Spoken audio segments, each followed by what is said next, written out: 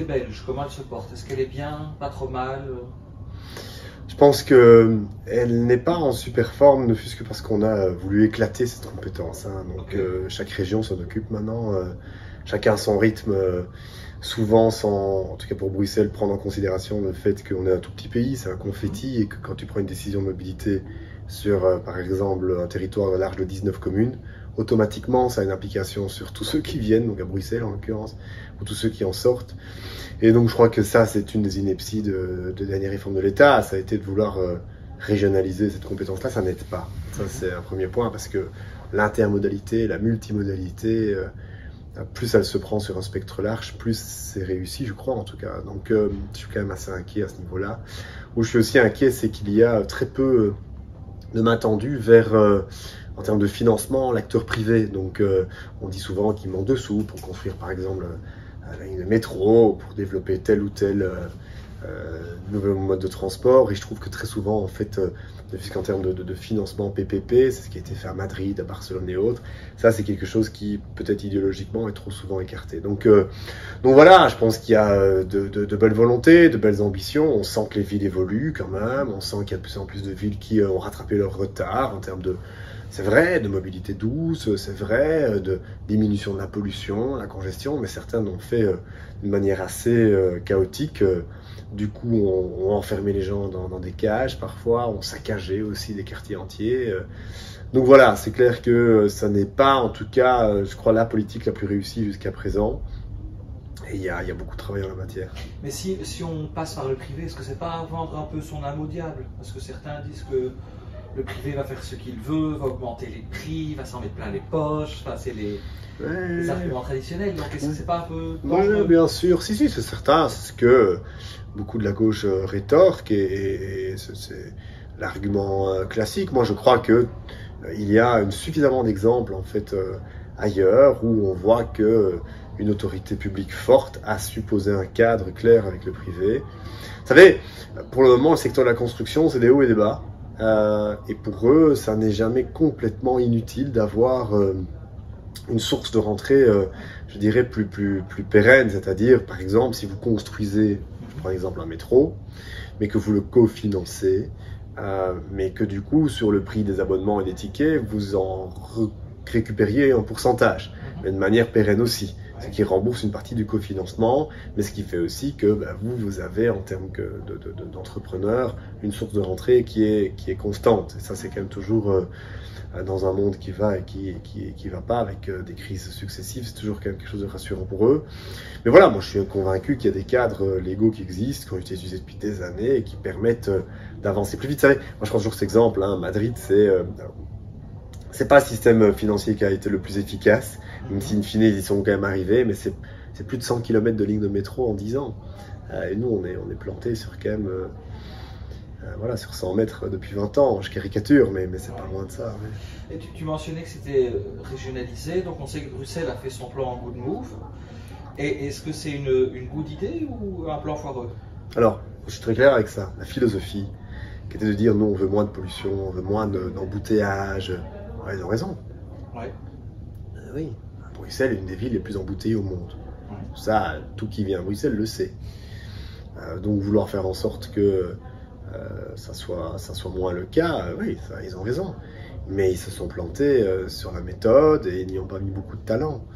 Sur la méthode, en 2 points. Un, toutes les villes qui ont évolué vers moins de voitures, moins de pollution, ont en parallèle su, comme à Madrid, entre autres Barcelone, développer, Copenhague, développer bêtement des alternatives efficaces. Ce qui fait que, bah oui, naturellement, tu prends pas ta voiture, tu prends le tram, tu prends le métro, tu prends le bus, parce qu'il y en a en suffisance, parce que faire Schaerbeek-Uccle ne te prend pas 2 heures. Et c'est ça, en fait, bêtement, c'est ça. Et ça, reconnaissons que sur les 20 dernières années, tout n'est pas mauvais. Mais le nombre de lignes, le nombre de kilomètres supplémentaires qui ont pu être construits, qui ont pu être développés, n'est pas suffisant. N'est pas suffisant, et que donc on ne peut pas dire que ça soit... je dis pas que c'est catastrophique, je dis juste que pour se donner les moyens de ses ambitions, il fallait que ça soit davantage développé. Derrière ça, la manière où ils ont fait Good Move est une manière où très souvent, ils ont enfermé les gens dans des quartiers, souvent justement ceux qui n'étaient peut-être pas justement le mieux pourvus en termes de mobilité, alternative à la voiture, et donc ils ont rendu les gens dingues, parce que c'était leur dire, bah, écoute, tu dois aller du point A au point B, mais tu peux plus y aller avec ta voiture. Et désolé, on va arriver avec un bus, un tram ou un métro, mais pas tout de suite, donc débrouille-toi. Et ça, je caricature, mais ça a été très très très mal perçu. Il y a aussi toute une politique de place de stationnement que je comprends, c'est-à-dire de dire, c'est vrai que c'est toujours plus beau une artère où tu n'as pas 15 000 voitures qui sont garées, où tu as la place des arbres, et c'est vrai que c'est toujours plus beau ça. Mais par exemple, si tu prends Copenhague, ils ont un tissu économique qui est fort développé, mais ils ont su y placer toute une série de zones de stationnement en amont des artères commerciales. Aussi, en termes de concurrence, si tu prends la rue Wayé, où ils ont supprimé énormément, je crois que c'est plus de 200 places de stationnement sur la rue Wayé à Anderlecht. Du coup, là, il y a tout un commerce qui souffre. On a été les voir déjà plusieurs fois avec les copains d'Anderlecht. Mais c'est une concurrence qui est un peu déloyale par rapport à, par exemple, le shopping center ou un shopping que tu vas vouloir, qu'ils veulent construire dans le nord de Bruxelles, où là, il y a parfois 3, 4, 5 étages de parking. Et donc, naturellement, les gens, progressivement, ils vont là et ils vont plus dans les petits commerces ou dans les petites artères commerciales.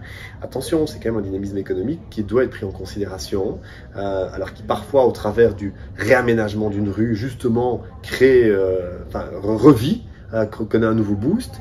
Mais reconnaissons qu'il y a encore beaucoup de monde qui, aussi par manque d'alternative, utilise cette voiture. Et que donc, si tu ne leur permets pas quelque part de s'y mettre, ils vont aller à un autre endroit où là, ils peuvent s'y mettre facilement, à savoir un shopping center.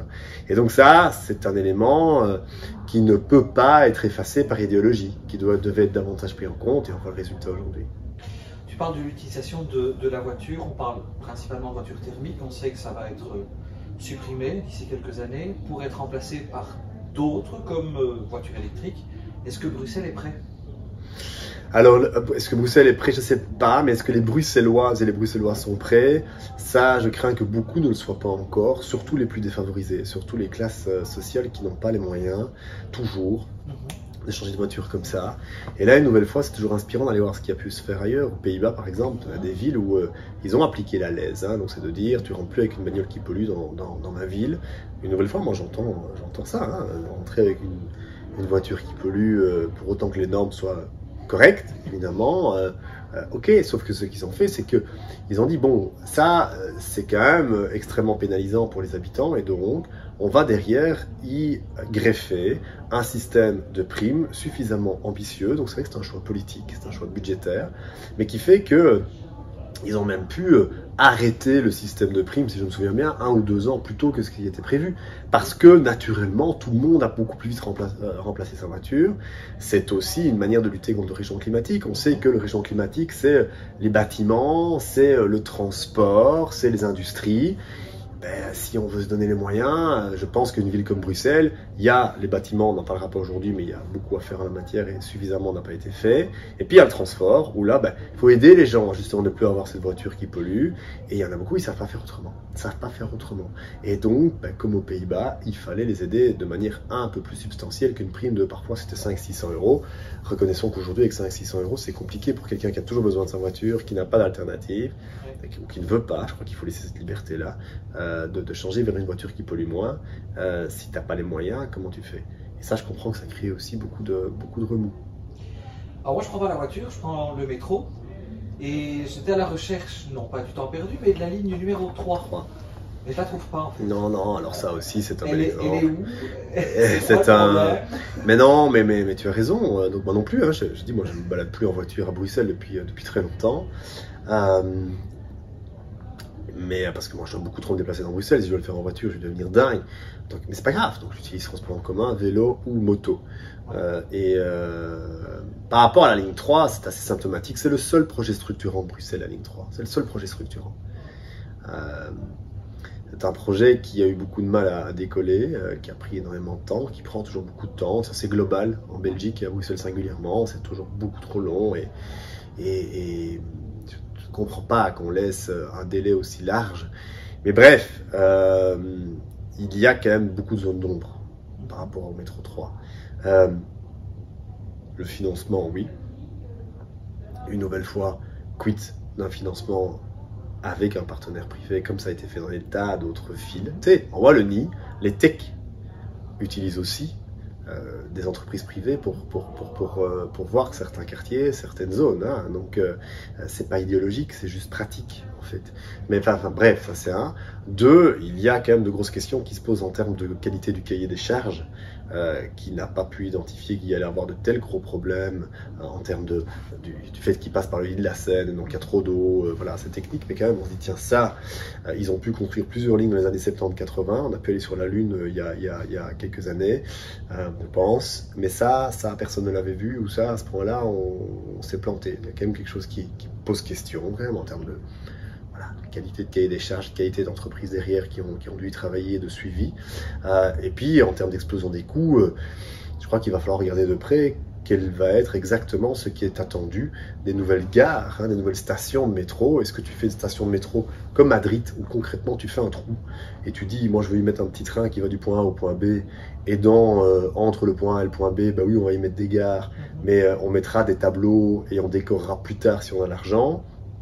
Ou est-ce qu'on a voulu plutôt, ici à Bruxelles, y faire des gares version gare de Mons, qui coûtent des yeux de la tête et qu'en fait on ne sait pas payer. Moi, si on me demande, mon choix serait faire le système madrilène, où ben voilà, tu fais un trou et tu fais une gare du point A au point B, peut-être une gare entre les deux, mais tu décores ça après et tu n'y mets pas de fioritures. Tu fais voilà, quelque chose assez sobre, qui coûte pas trop cher. Le but ici, le but premier, l'urgence première, c'est de pouvoir déplacer un maximum de monde en un minimum de temps et un minimum de pollution. C'est pas de faire des choses qui sont pharaoniques. Et je pense qu'une partie d'explosion des prix, c'est aussi ça.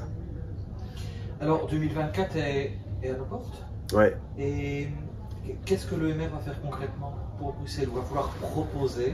À quoi doit-on s'attendre si le MR passe en majorité par rapport à la mobilité?